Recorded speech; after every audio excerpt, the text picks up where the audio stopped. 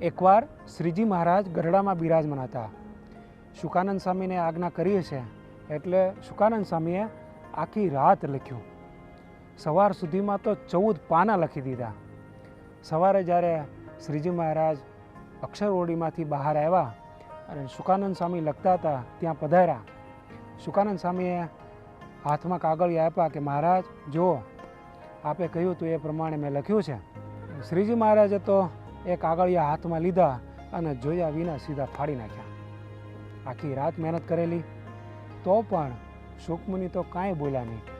નિત્યાનંદ સ્વામીને ખબર પડી એટલે નિત્યાનંદ સ્વામીએ શુકમુનિને પૂછ્યું કે સ્વામી, તમે આખી રાત મહેનત કરી, સવારે મહારાજે પાના હાથમાં લીધા અને જોયા વિના સીધા ફાડી જ નાખ્યા, તમને કાંઈ સંશય ન થયો કે આવું કેમ કર્યું હશે?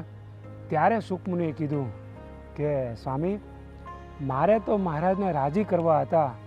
તે પાના ફાડીને રાજી થતા હોય તો ફાડીને રાજી થાય, મારે તો રાજી કરવા હતા. આવી ભાવનાથી શુકમુનિ સેવા કરતા હતા એટલે ભગવાન એમના ઉપર ખૂબ રાજી હતા. જય સ્વામિનારાયણ.